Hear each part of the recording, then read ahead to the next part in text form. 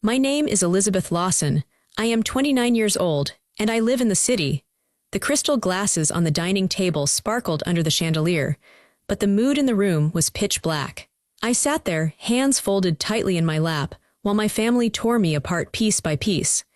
It was supposed to be a celebration, but it felt like an execution.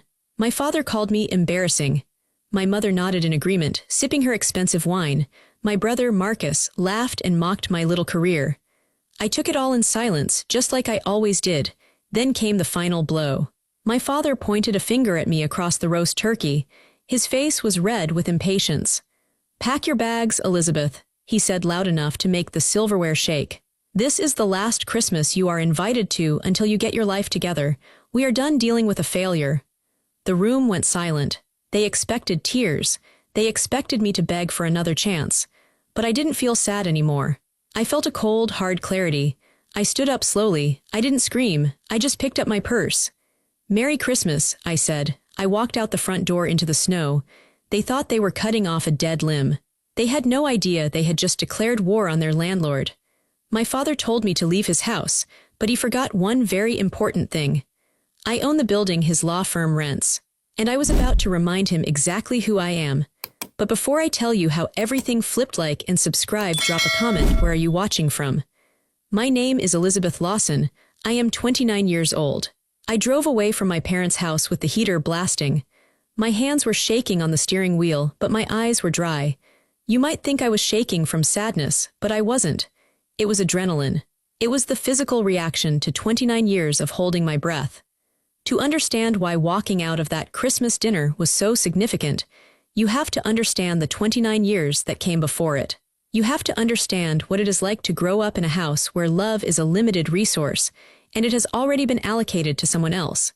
My brother, Marcus, is 2 years older than me. From the moment he was born, he was the sun in my parents' solar system. I was just a stray asteroid floating around in the cold dark, occasionally bumping into things. It started small. When we were kids, if Marcus drew a picture, it went on the fridge with a gold magnet. If I drew a picture, my mother would say, "That's nice, Elizabeth, but don't leave your crayons on the table." When Marcus learned to ride a bike, my father ran behind him for hours, cheering, filming every wobble with his camcorder. When I learned, I fell into a rosebush and scratched my face. I walked inside crying, bleeding, and my father looked up from his newspaper and said, "Elizabeth, stop crying. You're being dramatic. Go put a Band-Aid on it." That was the word that defined my childhood, dramatic. If I was sad, I was dramatic. If I was proud of a test score, I was boasting. If I was quiet, I was sullen. There was no way to win. By the time we got to high school, the gap between us was a canyon. Marcus was the golden boy. He was the quarterback of the football team. He was the class president. He was charming, handsome, and he knew exactly how to talk to adults to make them think he was a genius. I was different. I was quiet. I liked numbers. I liked logic. I didn't have 100 friends. I had 3 close ones. I didn't play sports. I joined the investment club. My parents didn't understand me, so they decided I was flawed. I remember the day college acceptance letters came. It was a Tuesday in April. The mail came through the slot in the door. Marcus had applied to Harvard. It was the only school my father cared about.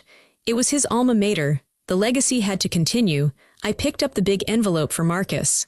Harvard. He got in. I also held my own letter. I had applied to the state university for their business program. It wasn't Ivy League, but it had one of the best real estate programs in the country. I got in with a full academic scholarship. I put both letters on the kitchen table and waited. When my parents came home, the celebration for Marcus was deafening. My father popped a bottle of champagne, even though it was a Tuesday. My mother was crying tears of joy. They called grandma, they called the neighbors. They talked about how the family name was safe. "A lawyer," my father beamed, clapping Marcus on the back. "Another Lawson at Harvard Law. This is the proudest day of my life." I sat there, smiling, waiting for a pause. Finally, during a lull in the noise, I pushed my letter forward. "I got in too," I said softly. "State. Full scholarship." My father looked at the letter like it was a bill he didn't want to pay. "State," he said, his smile fading. "Well, that's practical. Good for you, Elizabeth. At least we won't have to pay for it." That was it. No champagne. No calls to the neighbors, just practical. The message was clear. Marcus was destined for greatness. I was destined to be average. They groomed him. Every dinner conversation was about his future. They talked about the law firm my father built, Lawson and Associates. They talked about which judges they needed to impress. They talked about the country club membership Marcus would inherit. I was there, physically, but I was invisible. I remember one specific night during my senior year of college. I had just won a national case competition for business strategy. My team beat out teams from Yale and Stanford. I was the team lead. It was a huge deal. I came home for the weekend, bursting to tell them. We sat down for dinner. Before I could even open my mouth, my mother turned to Marcus. Marcus, tell your father about the girl you met at the mixer. And for 45 minutes, we listened to Marcus talk about a girl named Courtney whose father was a senator. My parents hung on his every word. When the dessert came, I finally tried. I won the national business strategy competition yesterday, I said. My mother looked at me, her fork halfway to her mouth. That's nice, dear. Did you get a trophy? Yes, and a cash prize and… Marcus, my father interrupted, turning back to my brother. Make sure you send flowers to Courtney. The senator is a very powerful man. We need to think about your network. I looked down at my plate. The excitement in my chest died, replaced by that familiar heavy coldness. It wasn't just that they didn't care. It was that they didn't see me. They had a narrative in their heads. In their story, Marcus was the star, and I was the supporting character who needed to stay out of the way. I stopped trying to impress them that night. I realized that no matter what I did, I would never be enough. If I cured cancer, they would ask why I didn't do it at Harvard.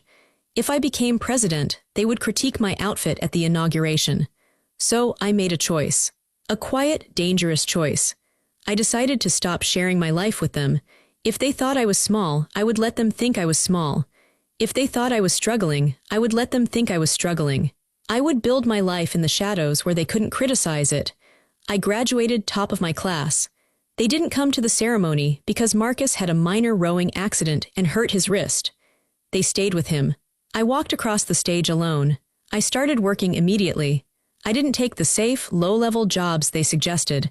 I went into commercial real estate. I took risks. I worked 18-hour days. But when I went home for holidays, I wore simple clothes.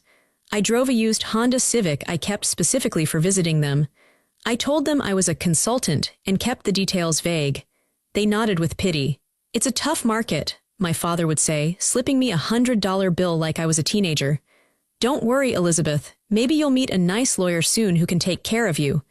I took the $100. I said thank you. And then I would drive back to the city, deposit the money into a charity account, and go back to building my empire. They created a ghost. They created a failure. And for years, I played the role perfectly. Until tonight.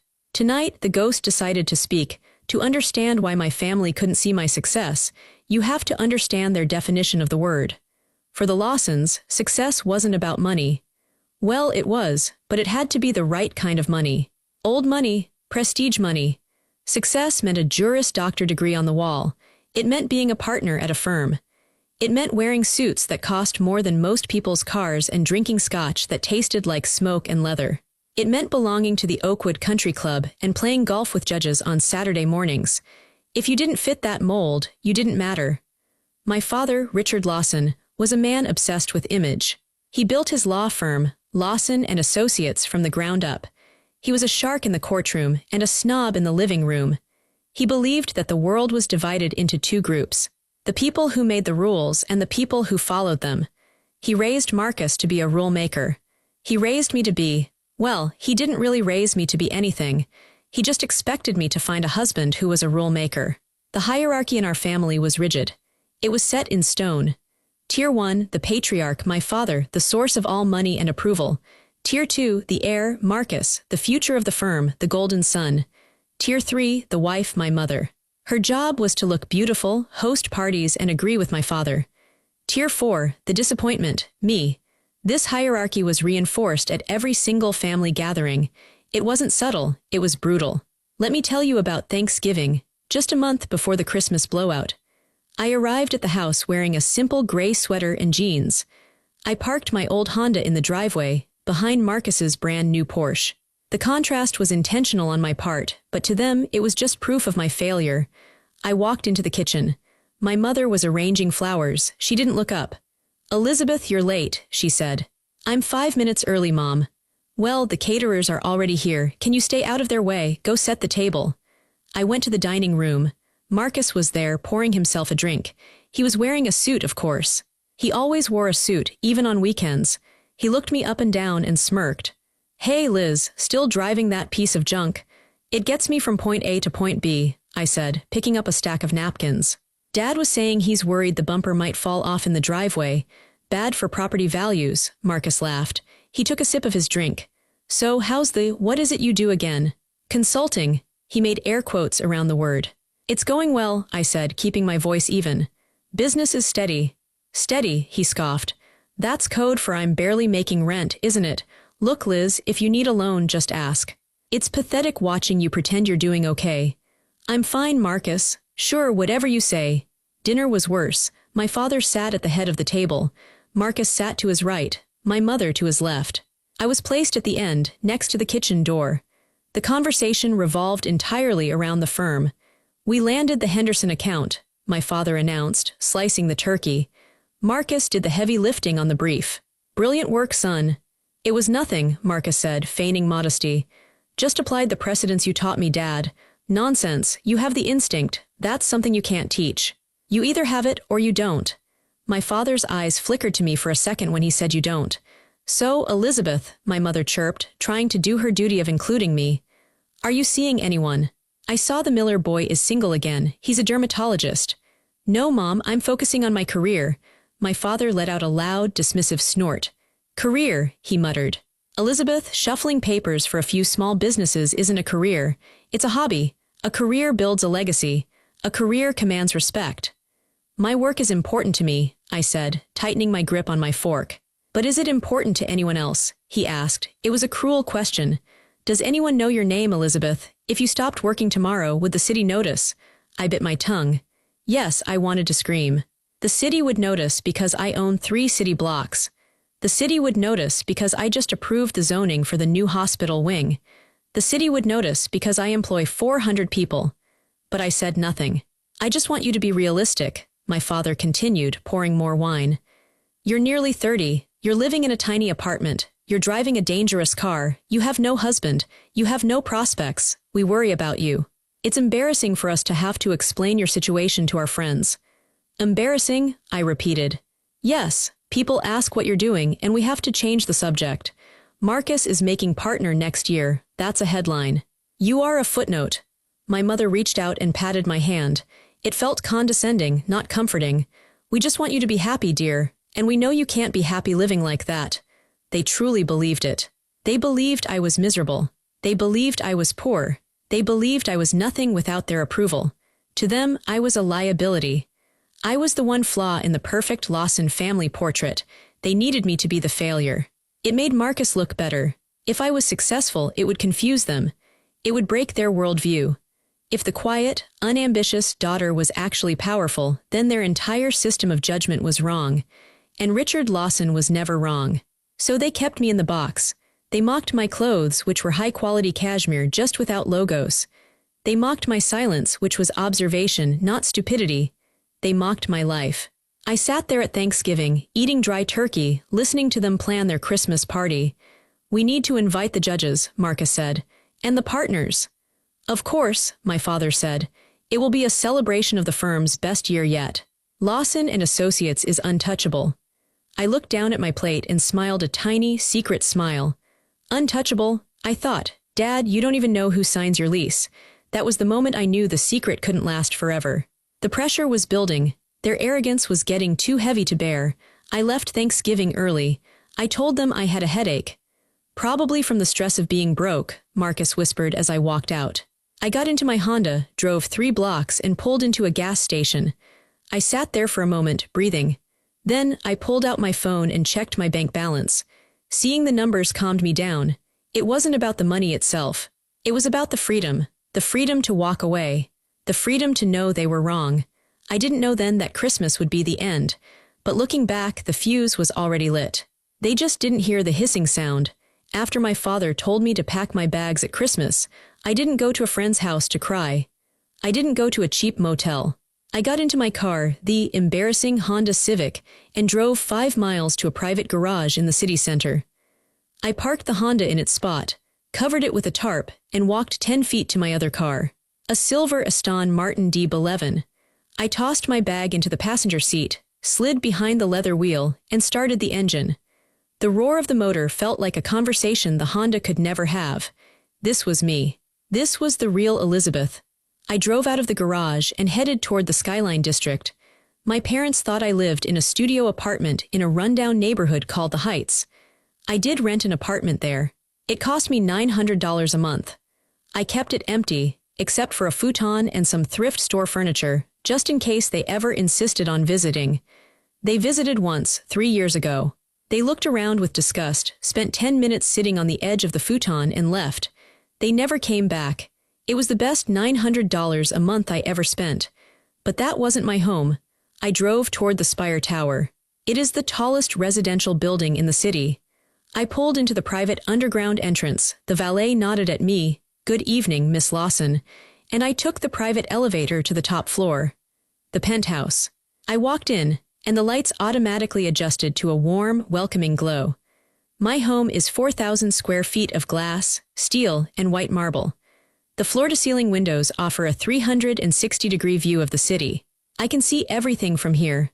The twinkling lights of the bridges, the dark curve of the river, and the clustered skyscrapers of the financial district. I kicked off my shoes, cheap flats I wore for my mother, and walked barefoot across the heated floors to the wine cellar. I didn't grab the cheap grocery store wine I brought to family dinners. I pulled out a bottle of 2015 Cabernet Sauvignon, valued at $800. I poured a glass, took a deep sip, and felt the knot in my chest begin to loosen. I walked to my office. It's a room that my father would have killed for. A massive mahogany desk, 3 monitors, and a wall of awards, real awards, from industry leaders who respected me. I sat down and opened my laptop. This was my secret. This was the empire the mouse had built. While Marcus was partying at law school, I was getting my MBA and working as an analyst. I saw opportunities where others saw risk. I lived on ramen noodles for 4 years, saving every penny, and bought a distressed warehouse.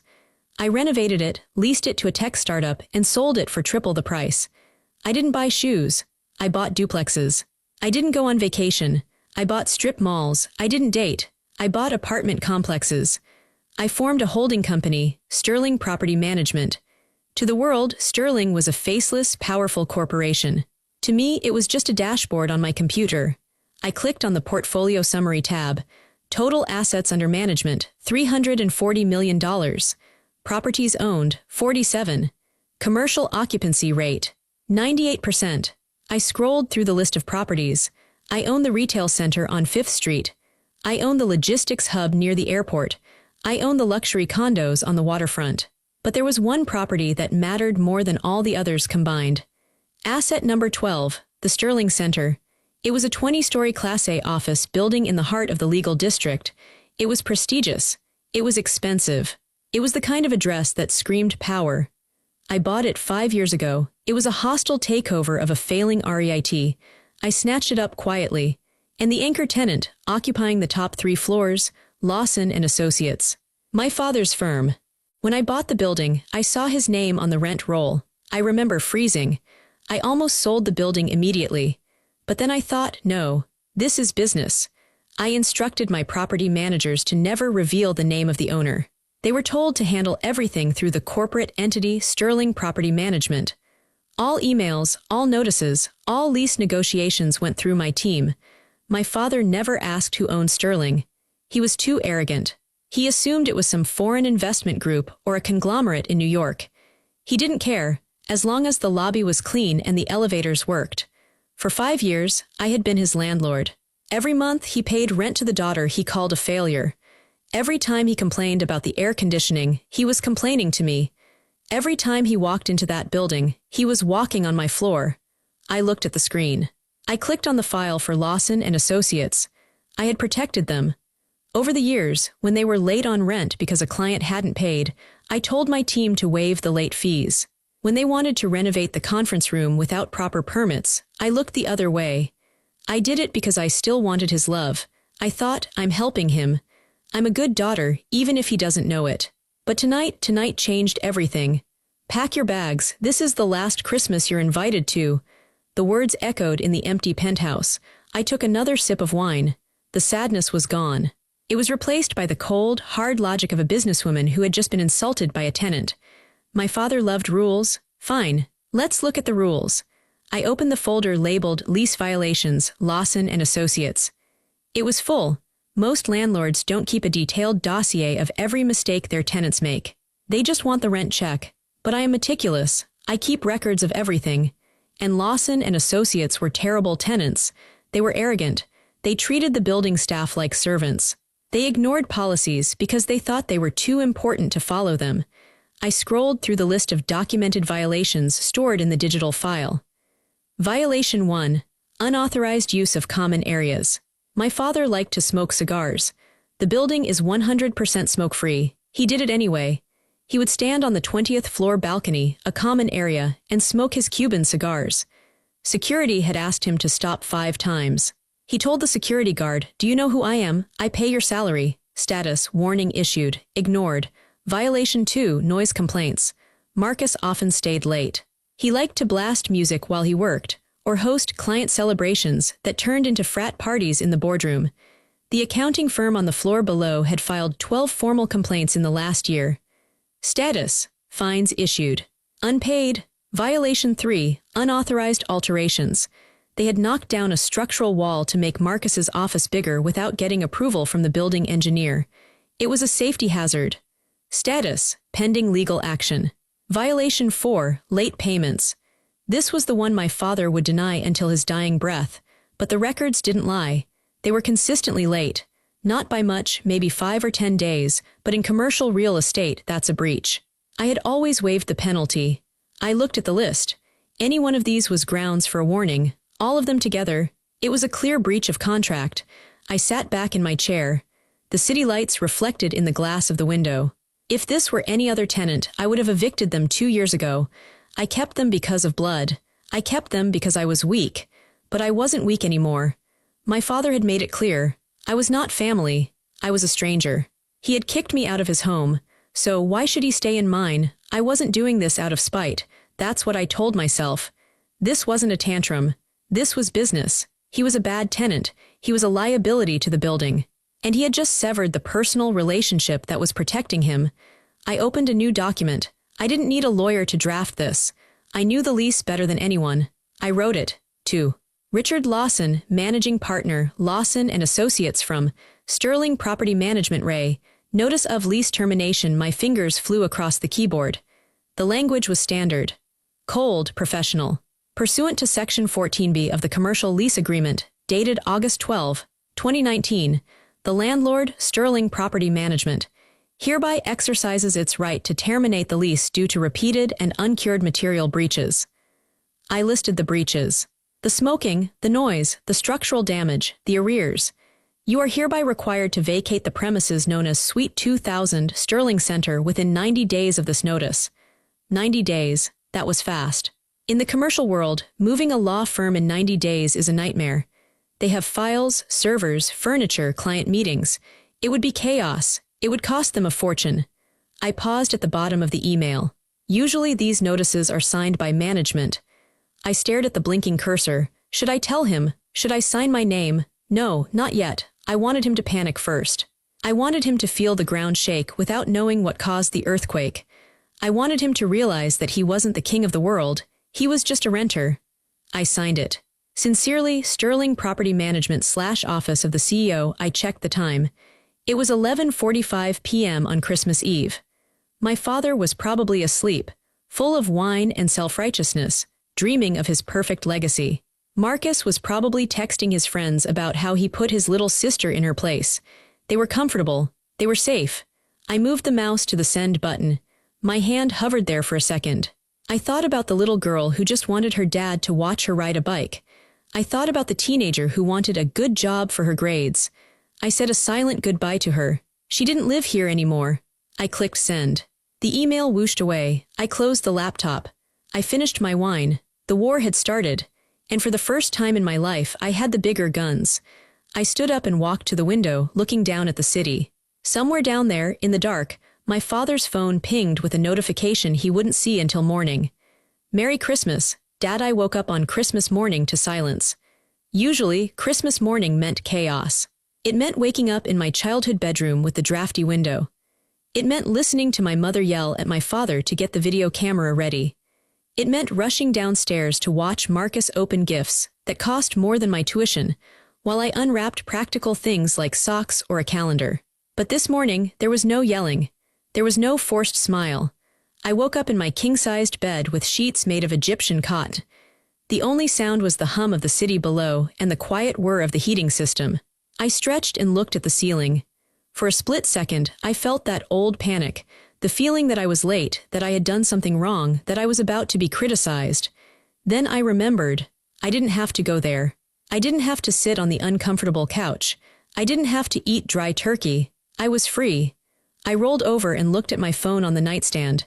I had put it on Do Not Disturb before I went to sleep. The screen was full of notifications.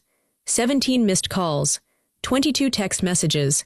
Most of them were from my mother, a few from Marcus, and 7 from my father. I didn't unlock the phone. I didn't read the texts, not yet. I knew exactly what they said. They weren't calling to apologize for kicking me out. They were calling because they had opened their email. I got out of bed and walked to the kitchen. I made myself a cup of coffee, black, strong, from a machine that cost $2,000. I stood by the window and watched the snow fall on the city. It looked peaceful. My plan for the day was simple. I had an investor breakfast at 10 a.m. It might sound strange to work on Christmas, but in my world, money doesn't sleep. I was meeting with a venture capital group from Dubai. They were in town for the holiday, and they wanted to close a deal on a mixed-use development I was building in the Arts District. It was a $15 million deal. I showered and dressed. I didn't wear the mouse clothes I wore to my parents' house. I put on a tailored navy blue power suit. I wore my diamond stud earrings. I put on my Rolex. I looked in the mirror. The woman staring back wasn't Elizabeth the failure. She was Elizabeth the CEO. I drove the Aston Martin to the hotel where the meeting was held. The streets were empty. When I walked into the private dining room, the investors stood up. "Miss Lawson," the lead investor said, shaking my hand. "Thank you for meeting us on the holiday." "Opportunity is the best gift," I said, smiling. We sat down. For 2 hours, we didn't talk about family. We didn't talk about drama. We talked about cap rates, zoning laws, and return on investment. I was in my element. I was sharp. I answered every question before they finished asking it. I negotiated hard. By the time the coffee was cold, they had signed the papers. I had just closed a $15 million deal while eating a croissant. As I walked out of the hotel, I felt a buzz in my pocket. It was my phone again. It was Marcus. I decided to finally look at the damage. I sat in my car in the valet circle and unlocked the screen. The texts were a timeline of panic. 8 a.m. Mom. Elizabeth, where are you? We are opening gifts. 8:30 a.m. Mom. Your father is very upset you aren't here to apologize. 9:15 a.m. Marcus. Dad just got an email. Is this a joke? 9:20 a.m. Marcus. Pick up the phone, Liz. 9:30 a.m. Dad, call me now. 10 a.m. Dad. This is not funny. Who do you think you are? 11 a.m. Dad. Elizabeth, I am warning you. Fix this. I read them slowly. I could hear their voices in my head. My father wasn't used to being told no. He wasn't used to consequences. He thought the email was a mistake or a prank or a glitch. He couldn't process the idea that he was actually being evicted. I scrolled to the voicemail tab. I played the most recent one from my father. Elizabeth, this is your father. I don't know what kind of game you think you're playing, but it ends now. I received a ridiculous email from some management system claiming our lease is terminated. It says we have 90 days. You need to call me and explain why you would let your spam email do this.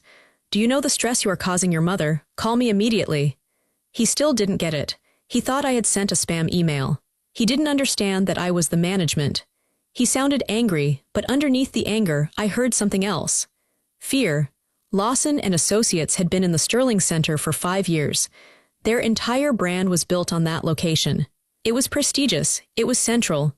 Moving would cost them hundreds of thousands of dollars. It would disrupt their cases. It would make them look unstable to their clients. He knew that, and he was terrified. I didn't call him back. I wasn't ready to give him the satisfaction of a conversation. Not yet.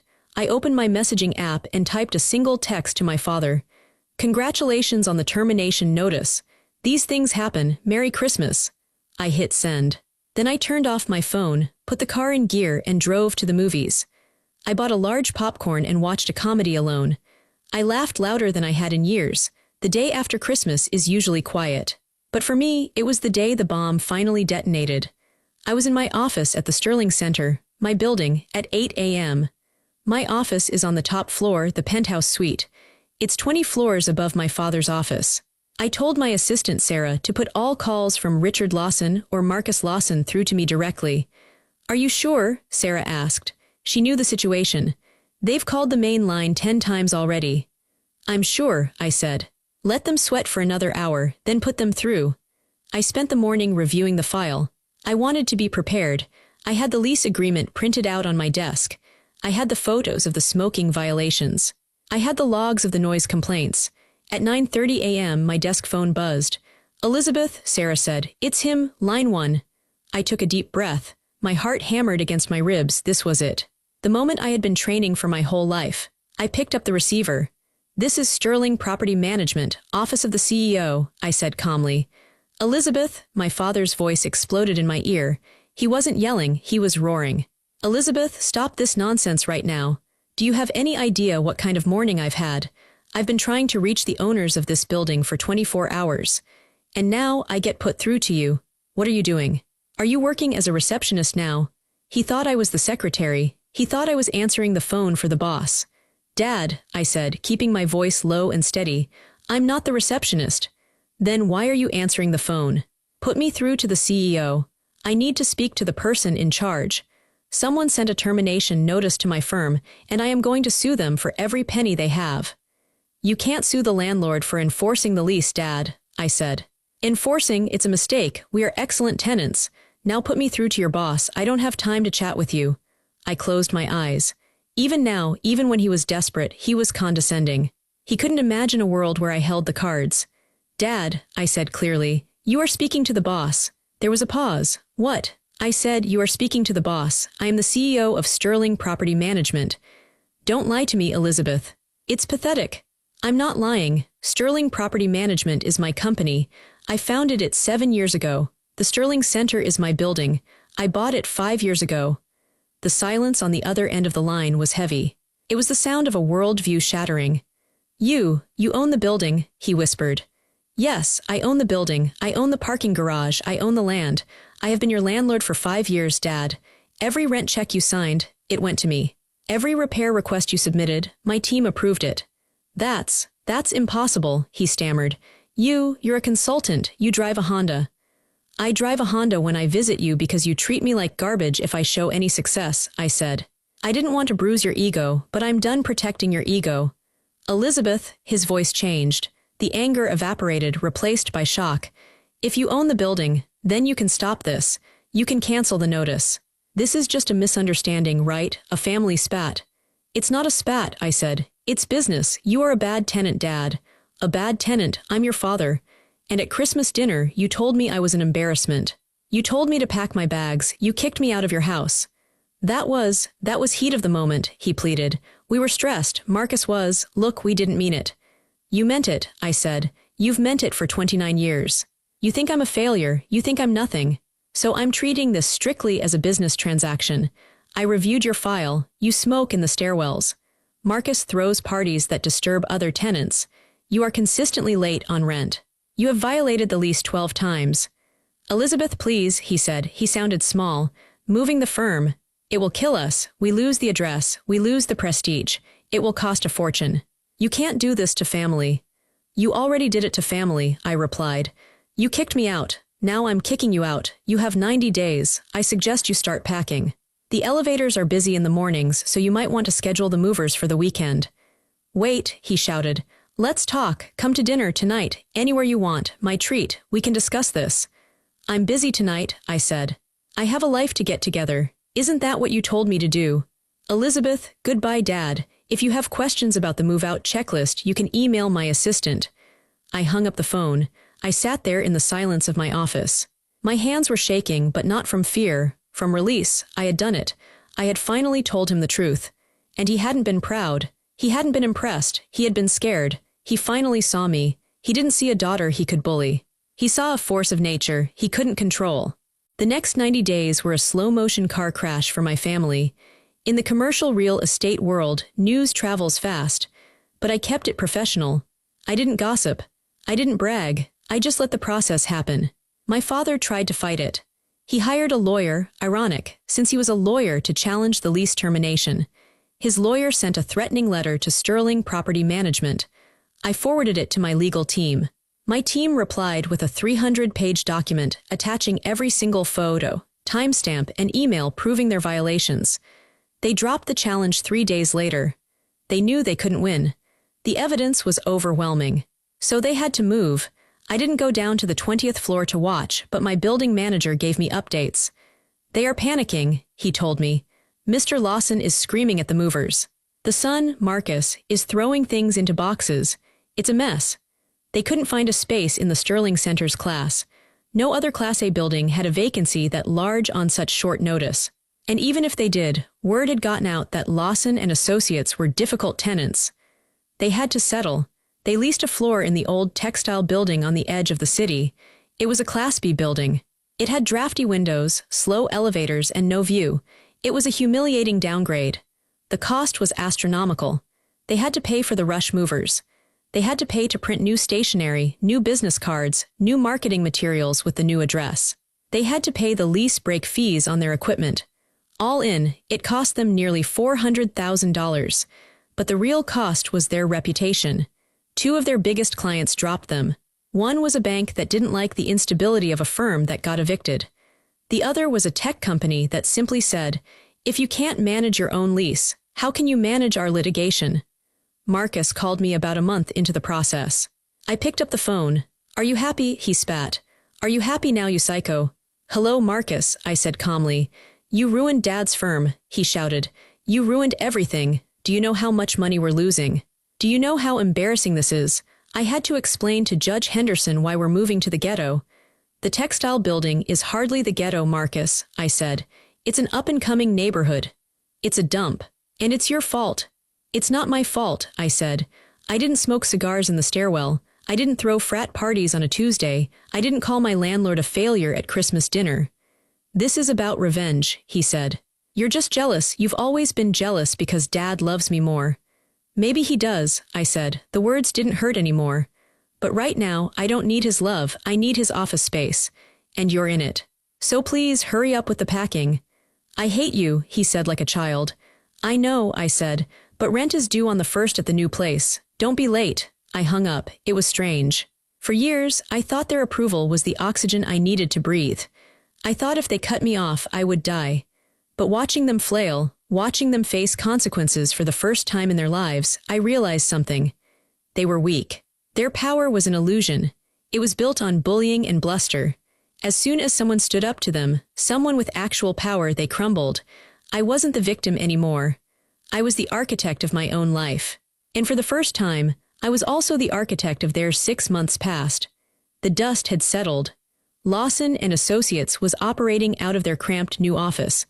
I heard from mutual acquaintances that my father had aged 10 years. He was quieter. He didn't brag as much at the country club. I hadn't spoken to them since the eviction. Then came the night of the Children's Hospital Charity Gala. This is the biggest event of the social season. Tickets cost $1,000. Everyone who is anyone attends. Judges, politicians, CEOs. In previous years, I wasn't invited. My parents would go, and Marcus would go, and I would stay home. This year, I wasn't just attending. I was a gold sponsor. I had donated $50,000 to the new pediatric wing. My name, Elizabeth Lawson, was printed in bold letters on the program, right next to the bank presidents and the mayor. I arrived in a black limousine. I wore a floor-length emerald green gown that cost more than my first car. My hair was swept up. I wore a necklace of diamonds and emeralds. I walked the red carpet. Photographers flashed their cameras. Miss Lawson, over here," I smiled. I was used to it now. I walked into the ballroom. It was glittering with lights and music. I grabbed a glass of champagne and began mingling. People came up to me to shake my hand. "Elizabeth, wonderful to see you." "Elizabeth, thank you for the donation." "Elizabeth, I'd love to discuss a project with you." I was the center of gravity. Then I saw them. My father and mother were standing near the buffet. They looked tired. My father's tuxedo looked a little loose, like he had lost weight. My mother looked anxious, scanning the room, trying to see who was watching them. They didn't see me at first.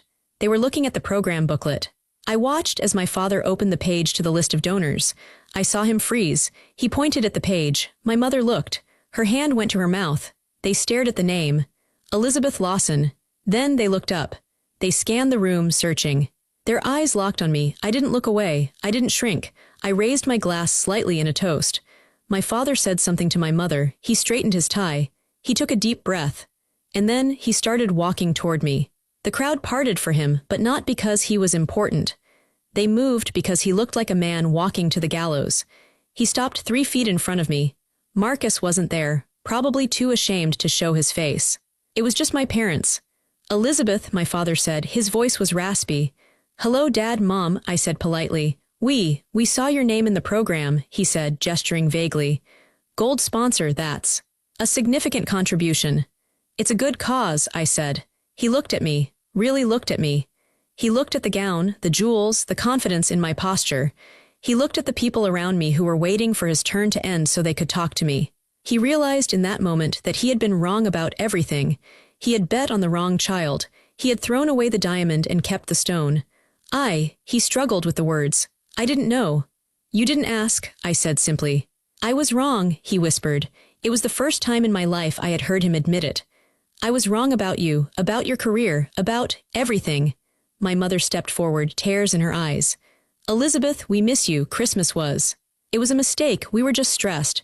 Can't we put this behind us? We're family. Family, I repeated. The word tasted bitter. Yes, my father said, gaining a little hope. Family, I'm proud of you, Elizabeth. Look at you, you're a success. You're a Lawson. We should be celebrating this together. Why don't you come by the house on Sunday? We can have dinner, start over. I looked at him. I saw the desperation. He wanted to claim me again. He wanted to attach himself to my success now that his own was fading. He wanted to be the father of the wealthy CEO, not the father of the failure. It was tempting. The little girl inside me screamed, say yes. He's finally proud. But I wasn't a little girl anymore. I appreciate the invitation, I said slowly, but I'm afraid I can't make it. Why not? He asked, hurt. Because I realized something, I said. You're only proud of me because I have money. You're only proud because I have power. If I were still the girl in the Honda, you wouldn't be standing here. You wouldn't be apologizing. That's not true, my mother sobbed. It is true, I said gently. And that's okay, I accept it. But I don't have to participate in it. Elizabeth, please, my father said. Can we start over? I looked him in the eye. Maybe, I said, but not yet. It took you 29 years to see me, Dad. It might take me a while to trust you. I understand, he nodded, defeated. Enjoy the evening, I said. The chicken is very good. I turned my back on them. I walked back into the crowd of my peers. I didn't look back. I left the gala at midnight. My driver took me back to the Spire Tower. The city was quiet. The lights blurred past the window. I felt tired, but it was a good tired. It was the exhaustion of someone who had carried a heavy weight for a long time and finally set it down. I went up to the penthouse. I didn't turn on the lights. I just walked to the window and looked out at the skyline. I could see the Sterling Center from here. It stood tall and dark against the sky. My building, my legacy, and somewhere in the distance, I could see the faint outline of the textile building where my father was probably sitting in his cramped office, trying to figure out how to save his firm. I didn't feel angry anymore. I didn't feel the need for revenge. I just felt peace. For so long, I had defined myself by their rejection. I thought I was the unwanted one. I thought I was the failure. But looking at the city I had helped build, I realized the truth. Their rejection was the best thing that ever happened to me. If they had accepted me, I would have become a lawyer. I would have worked at his firm. I would have been miserable, trying to fit into a mold that was too small for me. Because they ignored me, I was free. Because they underestimated me, I could take risks. Because they didn't watch me, I could grow without limits. I went to the kitchen and poured a glass of water. I sat on my white sofa. My phone buzzed. It was a text from my father. Good night, Elizabeth. You looked beautiful tonight. I am sorry. I stared at the screen. I didn't reply. I didn't need to. I realized I had already won. Not because I had more money. Not because I had evicted them. but because I no longer needed them to tell me who I was. I was Elizabeth Lawson. I was a CEO. I was a builder. I was a survivor. I stood up and walked to the bedroom.